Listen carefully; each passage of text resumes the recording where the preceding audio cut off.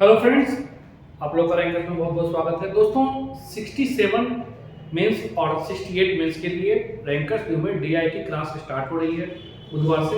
आप लोग चाहें तो जुड़ सकते हैं। इसमें जो डीआई सर पढ़ाएंगे दीपांकर सर हैं और जान भी रहेंगे दीपांकर सर डीआई के लिए उभरते हुए सबसे बेस्ट टीचर हैं। इनका पढ़ाने का जो ढंग है बिल्कुल शून्य से शिखर तक का जो तैयारी कराते हैं, बिल्कुल बेसिक लेके चलते हैं और एक एक क्वेश्चन को सॉल्व कराते हुए फाइनल डेस्टिनेशन तक आपको पहुंचाते हैं। तो इनका एक अपना विधि भी है जो खासतौर पर देखते हैं, टेबुलेशन विधि, जो शायद ही बहुत कम टीचरों में देखने को मिलता है कि किसी भी क्वेश्चन को टेबुलेशन के माध्यम से कैसे आसानी से बना सकते हैं।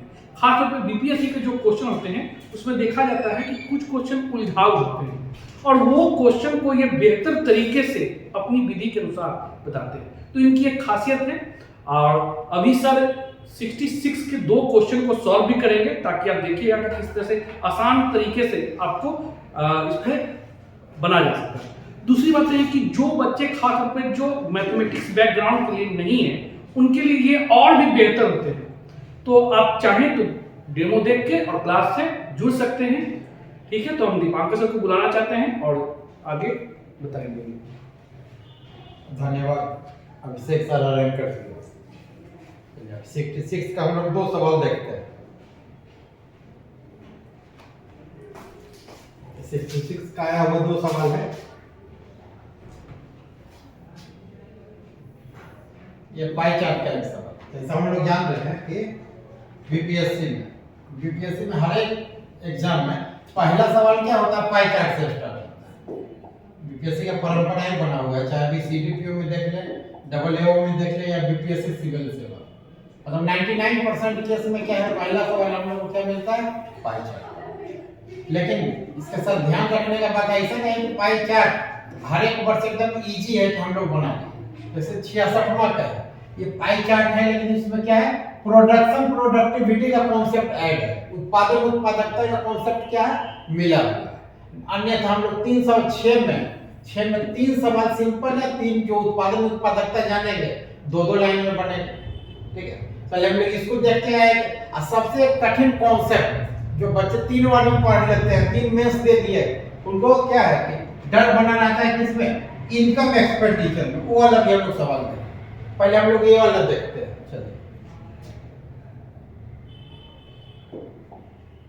चलिए हम लोग स्टार्ट करते हैं। ये दिया हुआ है, क्या दिया हुआ है, एक गांव को प्रदर्शित करता हुआ एक वृत्त सारणी है। एक गांव को प्रदर्शित करता हुआ एक वृत्त सारणी। इसमें क्या दिया हुआ है, गेहूं, चावल, जौ, ज्वार, बाजरा, मक्का और अन्य इतने टाइप के क्या होते हैं यहाँ खेती होती है। ठीक है, तो जनरली हम लोग को क्या दिया जाता है, एरिया हेक्टेयर में दिया जाता है, लेकिन यहाँ एरिया को क्या दिया गया, पाई चार्ट में क्या दे दिया, डिग्री में दे दिया। हम लोग क्या जानते हैं, पाई चार्ट का क्या है बेसिक कॉन्सेप्ट, या तो पाई चार्ट 100% में होगा या 360 डिग्री में होगा। तो यहाँ पर हेक्टेयर को जैसे गेहूं कितना पर दे दिया गया, गेहूं 72 डिग्री गेहूं के लिए क्षेत्रफल है, चावल के लिए 72 डिग्री, मकई कितना में हो रहा है, 45 डिग्री में, बाजरा 18 डिग्री में, ज्वार कितना है 18 डिग्री में, जौ कितना है 36 डिग्री में। इसके अलावा अन्य फसल सब्जी आदि जो भी है अन्य फसल, ये कितना हो रहा है 99 डिग्री। सभी को हम लोग जोड़ रहे हैं, कितना आ रहा है 360 डिग्री। कुल क्षेत्रफल कितना हो जाएगा 360 डिग्री। ठीक है, अब इसको परसेंटेज में कन्वर्ट करने से बेहतर है कि हम लोग डायरेक्ट इसको डिग्री में बना सकते हैं। चलिए देखते हैं, कहीं कहीं कन्वर्ट करेंगे और कहीं कहीं हम लोग डायरेक्ट चलेंगे। अब हम लोग क्या डील किए कि कुल क्षेत्रफल, टोटल एरिया दिया हुआ है कितना, टोटल एरिया कितना दिया हुआ है 360 डिग्री। तो पहला सवाल कहता है कि वैसा कौन सा 3 फसलों का कॉम्बिनेशन है जो टोटल एरिया का 50% का कवरेज करता है। टोटल एरिया का 50%, इसको हम लोग देख सकते हैं, मतलब टोटल एरिया का 50% यानी 360 डिग्री का 50%। तो 360 डिग्री का 50% कितना हो जाता है, इसको हम लोग निकाल सकते हैं। कैलकुलेटर देख लीजिए, इसको निकालेंगे तो 180 डिग्री कितना होता है 180 डिग्री। ठीक है, 180 डिग्री। तो ऐसा कोई 3 हमको दिखता है जिसको जोड़ने से क्या आ जाएगा 180 आ जाए। तो क्या है हमारा यहाँ चावल, गेहूं, चावल गेहूं कितना, चावल है 72 डिग्री, गेहूं है 72 डिग्री। तो 72 72 144, 180 में 144 घटा के भी हम देख सकते हैं कि एक और 36 डिग्री अगर हम लोग जोड़ दें, 36 किसका है, तो गेहूं, चावल और जौ, ये तीनों का कॉम्बिनेशन ही क्या हो रहा है हमको 180 डिग्री तक पहुंच गया। यहाँ तो सिंपल था कि चावल, गेहूं और जौ मिलकर के कितना हो जा रहा है 180 डिग्री। ठीक है, इसके अलावा एक कॉम्बिनेशन और है, एक कॉम्बिनेशन और है। दूसरा कॉम्बिनेशन क्या है, अन्य, अन्य प्लस क्या है मक्का, अन्य मक्का, अन्य कितना है 99 डिग्री, मकई कितना है 45 डिग्री। दोनों को जोड़ के देखते हैं कितना। बीपीएससी कैलकुलेटर अलाउ करते हैं, इसको देखें 144 अब प्लस 36, यानी 36 किसका है, जौ, इसमें भी कॉमन था, जौ हो गया, मकई हो गया, जौ हो गया, मकई हो गया, और एक 99 डिग्री अन्य। अगर अन्य को लिखेंगे, अगर अन्य में सिर्फ एक फसल का ही गिनती होता है तो दूसरा कॉम्बिनेशन में हम लोग के पास है जो 3 फसलों का ऐसा कॉम्बिनेशन हो जाएगा जो मिलके क्या कहता है 180 डिग्री, यानी 50% का जो एरिया को कवर करता है। लेकिन कंडीशन लिखना पड़ेगा अगर अन्य में, अगर अन्य को भी क्या किया सिर्फ एक फसल माना जाए तो, नहीं तो हमारे पास पहला कॉम्बिनेशन क्या है चावल, गेहूं और जौ। लेकिन इसको भी लिखेंगे अगर अन्य में सिर्फ एक फसल का गिनती होता है तो हमारे पास एक कॉम्बिनेशन और है, क्या अन्य, मकई और जौ। ठीक है, चलिए ये तो सिंपल था। अब उत्पादन उत्पादकता का जो कॉन्सेप्ट हम लोग चर्चा किए वो क ख के बाद ग नंबर से आएगा। चलिए दूसरा सवाल पे क्वेश्चन नंबर दूसरा या बी नंबर कहता है कि ज्वार के लिए कुल आवंटित क्षेत्रफल, ज्वार, ज्वार कुल आवंटित क्षेत्रफल बोल दिया 1.85 मिलियन एकड़, मिलियन एकड़। तो पाई चार्ट से देखेंगे ज्वार के लिए कितना एरिया आवंटित है, ज्वार जो 18 डिग्री, कितना दिया है 18 डिग्री किसके बराबर है 1.5 मिलियन हेक्टेयर, मिलियन हेक्टेयर। ठीक है, तो कहता है कि चावल का फसल के लिए कितना है, तो चावल का कितना ही होता है 72, मतलब 18 डिग्री दे दिया तो 72 डिग्री का मान कितना होगा। ठीक है, तो हम लोग डायरेक्ट शॉर्टकट विधि के 18 गुना 4 अब 15 गुना 4, तो सीधा आ गया 72 बराबर कितना हो गया 1.5 गुना 4 6 मिलियन। ठीक है, लेकिन कहते हैं ना कि बैंकिंग आईबीपीएस का एग्जाम नहीं है, एमबीए का हम लोग को मल्टीपल चॉइस क्वेश्चन नहीं सॉल्व कर रहे हैं तो शॉर्टकट विधि से, तो बीपीएससी सॉल्व करें तो बीपीएससी में किस विधि से बना, ठीक ना, यही हो जाता है 2 नंबर दे देता है 6 नंबर क्यों देता है, इस विधि को ना प्रयोग करते हुए इसको ऐसे लिखेंगे। यहाँ हमारा क्या दिया है 18 डिग्री का वैल्यू दिया है 1.5 मिलियन एकड़ दिया है, मिलियन एकड़, तो 1 डिग्री बराबर कितना हो जाएगा 1.5 बटा 18 मिलियन एकड़। तो हम लोग को क्या पूछ रहा है, चावल पूछ रहा है, नहीं चावल का फसल का, तो चावल का कितना दिया है पैकेट में, चावल का दिया है 72 डिग्री, अतः 72 डिग्री बराबर क्या होगा 72 गुना 1.5 भागा 18, अर्थ वही है। लेकिन बीपीएससी क्या कहता है ना कि ऑफिसर का तलाश करता है ना कि कलर का तलाश करता है, तो उतना शॉर्टकट विधि में ना होता है, हमको सिस्टमैटिक रहना है कॉपी पर भी। कितना है कि 6 मिलियन एकड़, उत्तर वही है, ठीक है ना, उत्तर वही है, लेकिन बनाने का थोड़ा इसमें ढंग हमको बैलेंस चाहिए, ना एकदम शॉर्टकट चलना है ना एकदम लेंदी चलना है। तो देखिए 6 मिलियन एकड़, तो चावल के लिए कितना होगा, ज्वार के लिए दिया हुआ था 1.5 मिलियन एकड़, चावल के लिए कितना हो जाएगा 6 मिलियन एकड़। ठीक है, चलिए अगला सवाल देखिए। क्लास इतना शॉर्टकट भी नहीं होता, क्लास में और समझाते हुए चलते हैं, लेकिन यहाँ थोड़ा सा तेजी से ही करना है हम लोग को। ग नंबर या सी नंबर,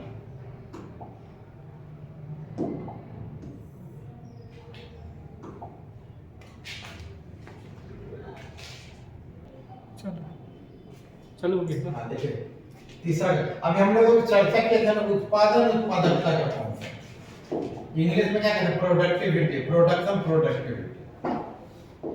जैसे उत्पादकता का क्या होता है, प्रोडक्टिविटी, उत्पादकता। उत्पादकता का क्या होता है फॉर्मूला, उत्पादन बटा क्षेत्रफल अथवा एरिया। यही कॉन्सेप्ट का हम लोग को आगे अगला 2-3 सवाल में प्रयोग करना है। क्या यहाँ पर दिया हुआ, चलिए इसको इधर हम लोग फॉर्मूला लिख लेते हैं।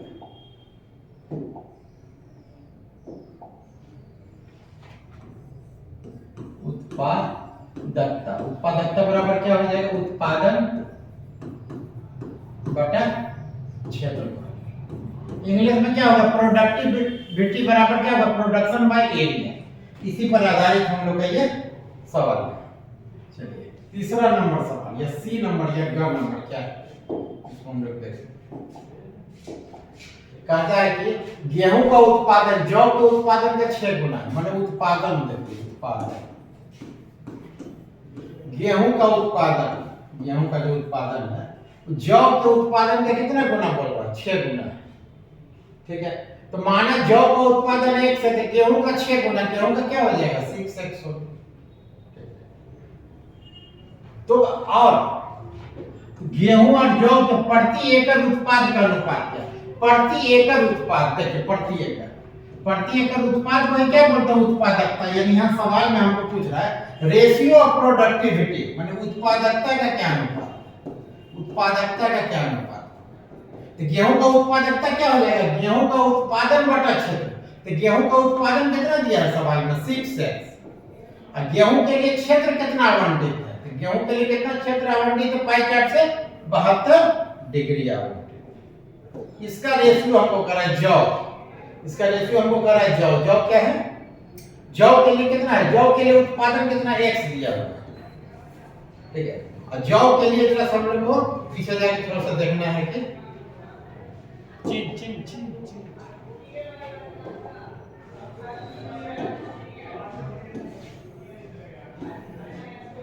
जौ के लिए कितना दिया हुआ, 36 डिग्री दिया जौ के लिए। जौ के लिए 36।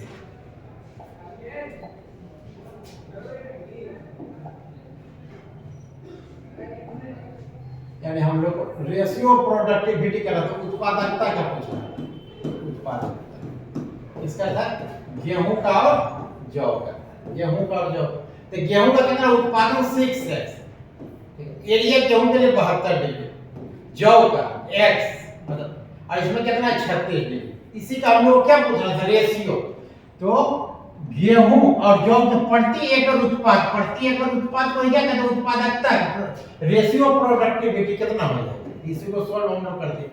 तो 6x cross multiply 36 72 into x, कितना हो गया, x तो गए 36 दूनी बात है, कितना आ गया 3/1। तो रेशियो हम लोग कैसे लिखते हैं, 3:1। ये सही विधि है, केवल 3 लिख देंगे ये नहीं, ये गलत हो गया, 2 नंबर कटेगा या 2 नंबर देगा। हमेशा रेशियो जब पूछ रहा है तो 3:1 में लिखना। आप टीचर के लिए नहीं छोड़ देंगे, कभी कभी होता है 1/3 आ गया, छोड़ दिया टीचर के लिए, तू भी छोड़ देगा हमको। ठीक है, ये सब पर मात्र 2-2 नंबर दिया, यूनिट लिखना भूल गए फिर 2 नंबर दिया है। ठीक है, अब चलिए हम लोग को अगला क्वेश्चन देखते हैं। चलिए हम क्वेश्चन नंबर हम लोग डी पर आते हैं। डी पर, डी क्या है, कहता है कि यदि चावल का प्रति एकड़ उत्पादन, प्रति एकड़ उत्पादन से क्या अर्थ है, उत्पादकता प्रोडक्टिविटी, जौ के प्रोडक्टिविटी से 50% अधिक है, यानी उत्पादकता कुछ दिया हुआ है। ठीक है, दिया हुआ है उत्पादकता हमको दिया हुआ है। अंग्रेजी में प्रोडक्टिविटी लिखेंगे, हिंदी इंग्लिश से दिया में ज्यादा अर्थ नहीं है, कैलकुलेशन से अर्थ है। क्या है, चावल का प्रति एकड़ उत्पादन यानी उत्पादकता, जौ के प्रति एकड़ उत्पादन से 50% देती है। चावल और जौ, इधर क्या लिखे, चावल, इधर जौ, चावल और जौ। कहता है इसका जो उत्पादकता है जौ से 50%, तो माना जौ का उत्पादकता कितना है, x है, तो चावल का कितना हो जाएगा, x का 50% यानी 150%। 150% का क्या अर्थ होता है, 1.5x, यानी इसका x है तो इसका कितना आ गया हमको 1.5x, मतलब डेढ़िया रखेंगे। अब इसका 100 मानेंगे तो इसका 150 हो जाएगा, इसका x माने तो इसका कितना हो गया 1.5, x माने तो 1.5। तो जौ का कुल उत्पादन चावल के कुल उत्पादन का कितना प्रतिशत है? तो जौ का कुल उत्पादन, तो उत्पादन का क्या हो जाएगा फॉर्मूला? उत्पादन का क्या हो जाएगा फॉर्मूला? अभी हम लोग देखिए कर रहे हैं, अभी हम लोग ध्यान देंगे क्या किया थे हम लोग। फॉर्मूला हम लोग को क्या था? उत्पादकता बराबर क्या होता है? उत्पादन बटा क्षेत्रफल। तो हमको पूछना है उत्पादन, तो उत्पादन के लिए क्या करेंगे? उत्पादकता गुना क्षेत्रफल कर सकते हैं। उत्पादन बराबर क्या हो जाएगा? उत्पादकता इनटू क्षेत्रफल। ये फार्मूला हम लोग यूज करेंगे।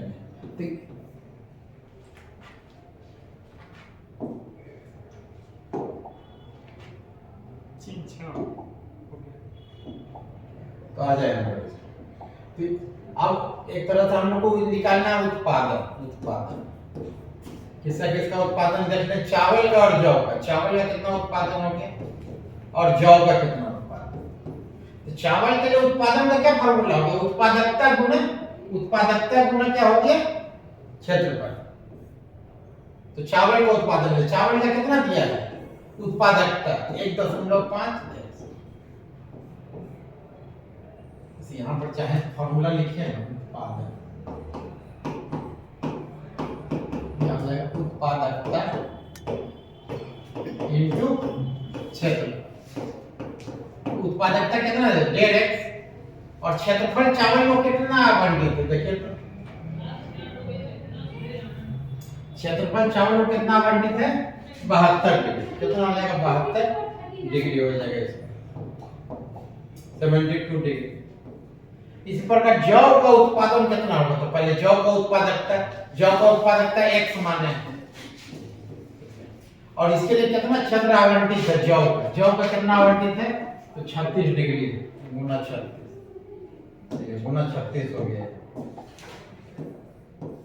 यानी पूछ रहा है x गुना 36, ठीक ना? 1.5x into 72 का कितना परसेंट है? देखिए सवाल यही सवाल था।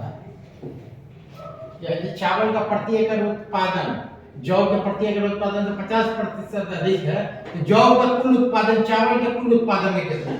यहाँ जौ का कुल उत्पादन कितना आ गया? जौ का कुल उत्पादन कितना आ गया? x गुना 36। चावल का कुल उत्पादन कितना आ गया? 1.5x गुना 72। अब पूछ रहा है ना कि x गुना 36 1.5x गुना 72 का कितना परसेंट है? तो रिक्वायर्ड परसेंटेज कितना हो जाएगा? तो x गुना 36 बाय 1.5 into 72 into 100। इसको सॉल्व करिए।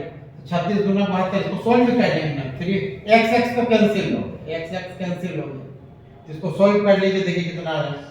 3600 डिवाइडेड बाय 1.5 फिर डिवाइडेड बाय 72 कितना आ गया?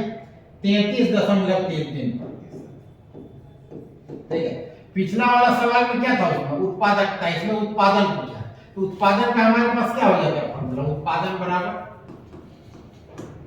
उत्पादकता प्रोडक्टिविटी इनटू एरिया। उत्पादकता गुना क्षेत्रफल, उसी का हम लोग यूज किया। तो बीपीएससी आज तक अपने इतिहास में 3 बार उत्पादकता का कॉन्सेप्ट पूछा है। अगर हम लोग उत्पादकता को समझ के किए रहते तो ये सवाल आसानी से कर लेते। तो x मानेंगे, फिर बढ़ाएंगे घटाएंगे, लंबा स्टेप है। ये मात्र 2 स्टेप में ये वाला सवाल हम लोग को बन गया। ठीक है। अब चलिए अगले सवाल पर आते हैं।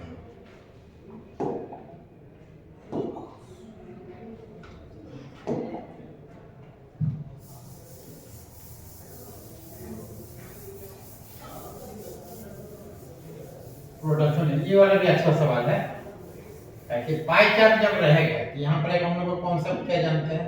100% बराबर कितना होता है? 360 डिग्री या 1% बराबर कितना होगा? 3.6 डिग्री। यही संबंध, ठीक है। ये वाला संबंध को देखिए कहाँ यूज है। यहाँ पर एक आना ही आना है इससे। कहता है फसलों के लिए आवंटित कुल क्षेत्रफल। अभी फसल के लिए कितना आवंटित क्षेत्र है? फसल के लिए कितना है? 360 डिग्री। अगर इसका कुल क्षेत्रफल 5% बढ़ा दिया जाए, इसका क्षेत्रफल 5% बढ़ा के कितना कर दिया जाए? यानी 105% हो जाए। ठीक है ना, 5% इसमें क्या कहता है कि वृद्धि कर दिया जाती है, यानी कुल जो क्षेत्रफल है इसका कितना हो जाएगा, 360 डिग्री का 105%। ठीक है, 360 का 105% ले रहे हैं तो कितना आ रहा है, 105%। तो 300, अब हम लोग को कितना एरिया हो गया, पहले 360 डिग्री में खेती कर रहा था तो हमको एक्सपर्ट बोला कि नहीं बढ़ा देंगे 5% या, ठीक है ना, तो 378 डिग्री में अब खेती हो रहा है, 360 की जगह कितना पर खेती हो रहा है, 378 पर खेती हो रहा है। ठीक है, लेकिन क्या रहता है गेहूं के लिए जो आवंटित क्षेत्र है, तो गेहूं को कितना मिल रहा था, गेहूं को कितना मिल रहा था, 72 डिग्री गेहूं। अब कह रहा है गेहूं का भी बढ़ा दीजिए, कितना बढ़ा दीजिए, उसमें 12% का बढ़ोतरी करना, यानी गेहूं जो 72 डिग्री में हो रहा था वो कितना में हो जाएगा, 12, यानी गेहूं अपना 72 का 112% हो जाएगा। 72 का 112% निकाल लीजिए कितना, यानी अब गेहूं को 80.64 डिग्री मिल रहा है। जो टोटल एरिया हमारा कितना हो गया, टोटल एरिया 360 से बढ़कर 378 हुआ, तो गेहूं बढ़ के कितना हो गया, 72 से 80.64। ठीक है, लेकिन ध्यान रखेंगे परसेंटेज जब कैलकुलेट करते हैं तो 100 पर, और डिग्री केंद्रीय कोण हमको यहाँ पूछ रहा है कितना अंश का केंद्रीय कोण होगा, केंद्रीय कोण हमेशा 360 पर निकलता है। ठीक है ना, रेलवे का डिब्बा में सवारी बढ़ गया तो रेलवे का डिब्बा नहीं बढ़ जाता है, अभी वो वाला तकनीक नहीं आया है, तो हमको उसी में एडजस्ट करना है। ठीक है, तो अब तो पूछ रहा है कि नहीं है वो ब्रिटिश साइड में बनाइए, 360 डिग्री का ब्रिटिश साइड में बनेगा, उसमें गेहूं के लिए कितना अंश का कोण होगा, हम लोग सवाल थोड़ा सा यही ट्रिकी है। ठीक है, इसको हम लोग चाहें तो परसेंट से भी बनाएंगे, अभी डिग्री से बनाते हैं, यानी अभी 378 डिग्री में गेहूं का हिस्सा कितना है, 80.66।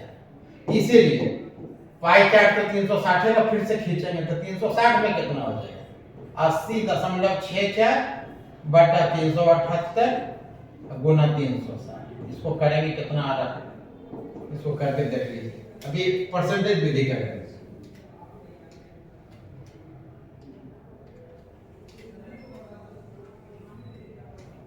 76.8 माने एगो पाई चार्ट हम खींचे, एगो पाई चार्ट जब भी खींचेंगे क्या होगा, पाई चार्ट के लिए थोड़े 378 खींचेंगे, पाई चार्ट हमेशा खींचेंगे कितना पर, 360 डिग्री पर। अब एगो नया पाई चार्ट माने 378 को एडजस्ट करके फिर से क्या कर रहे हैं, 360 कर रहे हैं, तो 80.64 डिग्री एडजस्ट होके कितना पर आएगा, 76.8 डिग्री पर। ठीक है, अब बहुत व्यक्ति बोलते हैं सर इसको परसेंटेज में अगर बनाइए, चलिए परसेंटेज में इसको बनाते हैं। ठीक है, तो नया पाई चार्ट में क्या उत्तर हमको आ गया, 76.8 डिग्री। चलिए इसको परसेंटेज विधि से बनाते हैं, यही सवाल हम लोग प्रतिशत विधि से देखते हैं।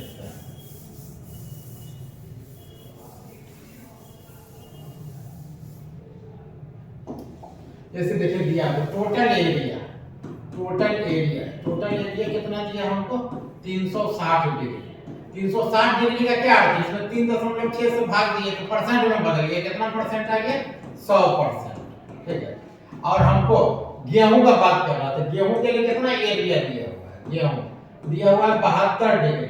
हम जानते हैं किसी में 3.6 से जब भाग दे देंगे तो क्या बन जाएगा, परसेंट, यानी गेहूं को कितना मिल रहा है, 20%। यानी अगर 100 डिग्री टोटल में गेहूं का हिस्सा कितना है, 20 का। अब आ जाइए सवाल, यानी कह रहा है कि फुल एरिया 5% बढ़ा दिया जाए, यानी 100 का कितना कर देंगे, 105%, यानी कुल एरिया 100 से बढ़ के कितना हो गया, 105 हो गया, 100 से 105 हो गया। और गेहूं का एरिया में 12% का वृद्धि होता है, यानी गेहूं कितना हो जाएगा, 20 का 112%। जब निकाल लीजिए कितना होता है, 20 का 112%, यानी गेहूं के लिए अब कितना हो गया, 22.4% हो गया। यानी टोटल अगर 105% है तो गेहूं के लिए कितना आ गया, 22.4%। लेकिन वृत्त चित्र हमको खींचना है, वृत्त चित्र कितना होता है, 100 पर होता है। ठीक है, वृत्त चित्र हमेशा क्या होता है, ये कोड निकालेगा, 100% बराबर कितना होता है, 3.6 360 डिग्री, या 1% बराबर 3.6 डिग्री। चलिए अब इसी का हम लोग यूज करते हैं।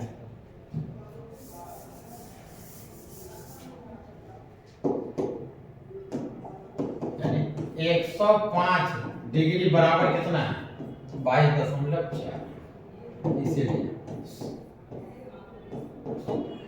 105% बराबर 22.4, 100% कितना हो जाएगा 22.4 बटा 105 गुना 100। इसको सॉल्व करने कितना आ रहा है